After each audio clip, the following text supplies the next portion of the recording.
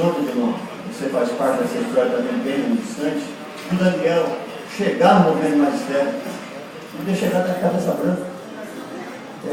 Eu disse exatamente isso na minha negociação com a prefeitura. Primeiro, eu quero agradecer o vereador Marcelão. Na verdade, o Marcelo sabe que pode confiar em mim, principalmente quando o assunto é educação. Principalmente quando o assunto é a luta dos trabalhadores da educação.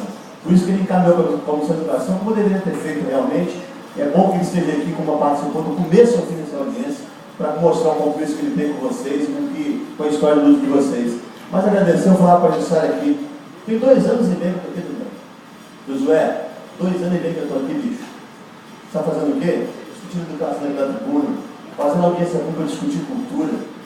Como diz Marcelão, não é mais comunicação, não. Discutindo. Nós fizemos uma audiência aqui para debater a ocupação da Casa Porto das Artes pela Galeria Homero Macedo. Botamos artistas plásticos aqui para montar uma história que estava sendo construída absurda de ocupação de 2 espaços em um. Quando isso precisa, como falou a professora aqui agora há pouco, não se faz educação sem cultura, sem esporte, sem lazer. Não é possível você visitar, como a gente visita algumas unidades de ensino, onde os alunos têm que deixar a escola na hora do recreio para ir para dentro do asfalto, fazer atividade física, o recreio, como está na resistência. Não é no CEMEI, onde a gente, quando chove, alaga o CEMEI, quando faz sol, as areias caranguejeiras estão nas pedras, invade o CEMEI. Não é possível a gente não reconhecer o que está acontecendo com a Vilmar Silva, ou lá na escola do bairro Bonfim, do Presidente Amorim, né? Onde tem uma obra lá de 4 milhões de reais, ficou no esqueleto da administração anterior, e agora foi retomada as obras. O histórico da educação é um prejuízo causado por todos os governos. Por isso que a gente tem que ter também uma reflexão profunda, senhores, porque tem gente disposta a lutar pela educação. Eu só estou me colocando como mais um. Pode me convocar, Josué. Não tem problema a minha filiação partidária, não. O que está no meu coração ninguém tira. Eu jamais desistirei da educação. Sabe por quê, irmão? Vou dizer para vocês aqui. Eu, quando saí de casa, eu costumo fazer isso. Rede social é bom, você pode falar, não precisa de jornalista ficar te reproduzindo. E muitas vezes eu não quero nem saber o que está acontecendo aqui. Às vezes, muitas vezes a casa foi debates importantes, porque nós temos um vereador de qualidade aqui dentro. E resolve debater profundamente os temas, e não acontece, não sai uma linha de imprensa no dia seguinte. Hoje eu escrevi lá hoje o seguinte: bom dia, há 12 horas atrás, hoje daremos um passo importante para refletir com a Prefeitura de Vitória a histórica desatenção do poder público com o magistério. Vitória não pode andar para trás e precisa garantir aos seus professores o máximo possível de recuperação salarial e mais atenção com as demandas estruturais e pedagógicas das nossas unidades de ensino. Terminei também, como muita gente já fez aqui hoje, com a frase de Paulo Freire: educar é impregnar de sentido o que fazemos a cada instante. Aí, a primeira pessoa, não é sempre que acontece não, tá? Mas não era à toa hoje, a comentar o que eu escrevi foi minha esposa. Sabe o que ela escreveu? Ela acorda todo dia 5h30 para dar aula na Serra, às 7 da manhã. Lute pelos professores, sem trevas. A minha mãe veio depois do seguinte, professora aposentada. Ela errou. Nossa classe, eu não gosto do corporativismo expresso pela classe. Nossa categoria profissional sempre foi muito desvalorizada, e hoje, com um salário vergonhoso, estou aposentada, mas feliz por ter cumprido minha missão. Confio em você, lute por essa turma que merece toda a atenção dos nossos governantes. Estaremos sempre juntos. Minha velha mãe, com 75 anos de idade, também está comentando. Então, eu não tenho como desistir de vocês, senão eu vou desistir de mim mesmo. Eu só estou aqui, Deus velho. Eu não me elegi vereador de Vitória em 2012 com os votos de professores, não. Teve até alguns votos de professores. Eu me elegi naquela época, eu estava fazendo oposição ao governo do PT. Eu era presidente do PSDB. Mas não era uma posição gratuita, não. Era uma posição responsável, não era intempestiva, era fundamental, porque muita coisa de errado estava acontecendo em Vitória. Como continua acontecendo, e acontece nos governos inteiros. O que aconteceu no Paraná ontem foi uma vergonha. O vereador Beto tem que ser preso. Concordo com você. É um absurdo. Eu já fui de isso hoje no Facebook, várias pessoas que estão ligadas. Cara, nós estamos chegando no momento do Brasil que nós precisamos fazer uma reflexão introspectiva sobre tudo que nós já vivemos e que nós estamos dispostos a fazer, como o professor acabou de perguntar. Aliás, para onde nós estamos querendo ir com a educação? Assim, não tem para onde correr. Eu acho que nós precisamos, mais do que qualquer coisa, usar esse momento que hoje foi riquíssimo. E vocês, entregaram um monte de coisa importante aqui para essa mesa. Para começar, eu não acho sinceramente, que não tem nada perdido. A negociação que foi feita com a prefeitura de ontem, eu falei, os números são frios e estarrecedores. Estarrecedores, eu não sei, nada. Quer dizer, o máximo que se pode tentar conquistar hoje é a reposição da inflação. Agora, depende de vocês. E eu vou fazer minha parte. E vocês não tenham dúvida, a vereadora Marcelo sabe disso. Essa casa vai ter que borbulhar com a educação a partir de agora. Ou vocês não avançam na intenção de vocês. E eu não tenho dúvida alguma que é preciso conversar muito com a administração agora para começar a remover algumas coisas que estão projetadas que parece que não tem saída. Quinta-feira próxima, às 10 da manhã, está marcada uma nova audiência com a prefeitura. Me parece que ainda mais só o magistério, até porque o Rafael foi muito feliz. Ele disse, olha, ou a gente conversa só com o magistério para discutir as coisas do magistério, ou então vamos discutir todo mundo, todo sindicato, para discutir a coisa de todos os servidores. Parece, pelo que o Aguinaldo acabou de falar no início da sessão aqui, que a intersindical vai estar lá, não é isso? Então será uma audiência com todos os servidores da prefeitura. Isso amplia muito esse leque e coloca a administração para fazer uma reflexão profunda sobre tudo isso. Uma outra coisa, o vereador Marcelo não citou, vou citar, nós estamos em vista de votar no projeto de securitização da dívida da prefeitura. Vou tentar explicar, o vereador Marcelo, todos nós que estamos explicando, é o seguinte: a prefeitura tem 1,5 bilhão aproximadamente de dívida ativa. São pessoas que, CNPJs ou CPFs, que devem à prefeitura.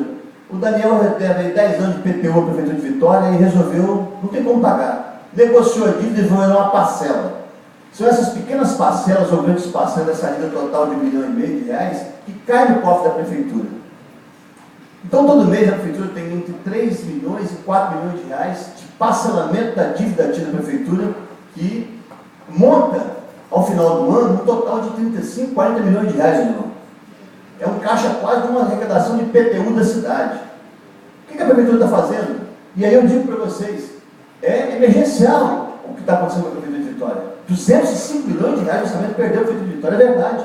Tem um buraco tremendo. Entrou dinheiro do Refis, entrou dinheiro do Nota Vitória, com mais de 30 milhões, e não foi suficiente para repor o problema orçamentário. Tem realmente problema orçamentário. Agora, o problema é que esse dinheiro que pode vir, e aí o que a prefeitura faz com a securitização? Não é endividamento. Ela contrata uma empresa que vai comprar essa dívida ativa, comprar entre aspas, e vai pagar à vista. Tipo, vou pagar 100 milhões de reais por essa dívida, e nos próximos 8 anos, pode ser 8, pode ser 10, pode ser 12, pode ser 5, aquele caixinha ali que está pegando os filhos passando da dívida vai me pagar. Ou seja, o risco, Marcelão, e aí é que tem que ser uma análise muito mais aprofundada, é como será as próximas administrações quando tiver que abrir mão desse total de 3, 4 milhões que cai no caixa todo mês. Ou seja, uma gestão de 4 anos pode prescindir de um valor de aproximadamente 160, 200 milhões de reais. Esse é o grande perigo. Agora, eu quero fazer, eu já fiz uma proposta à prefeitura e vou repetir aqui agora.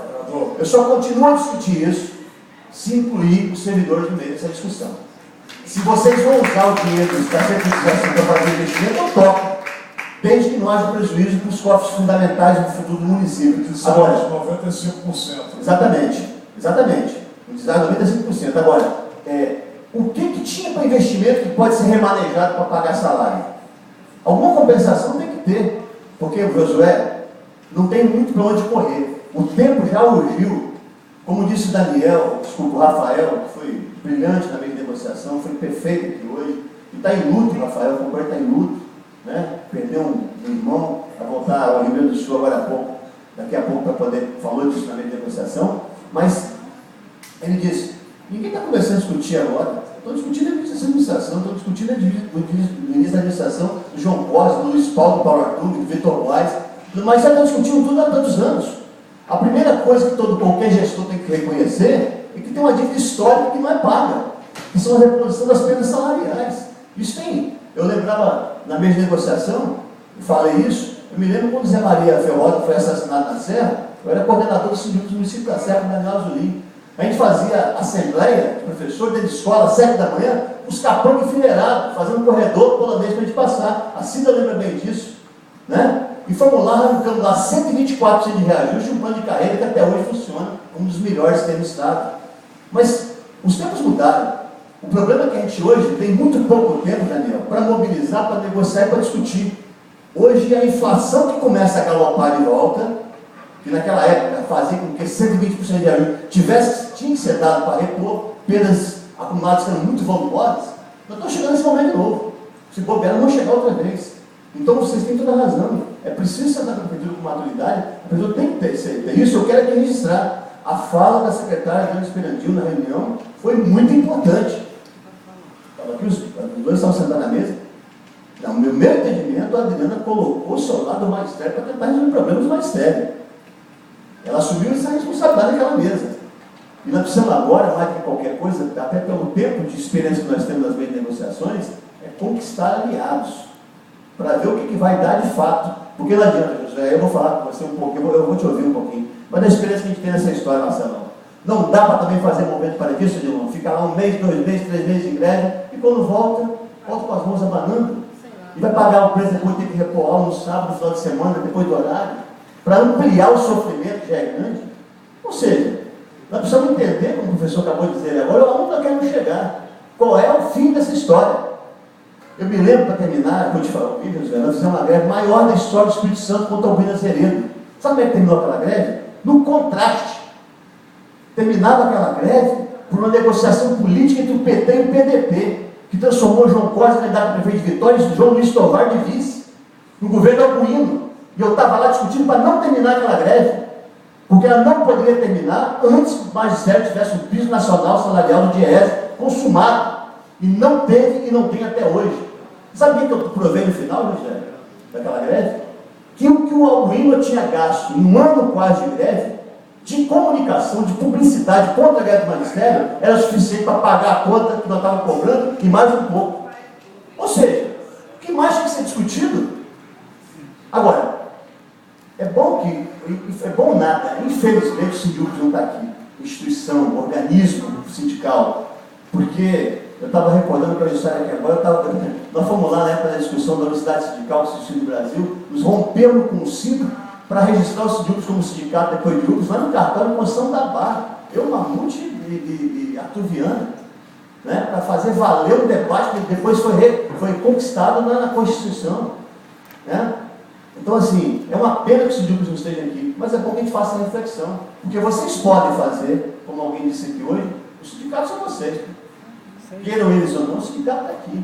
E eles vão ter que atender às solicitações dessa categoria, quaisquer que sejam elas, independente da representação da direção aqui dentro.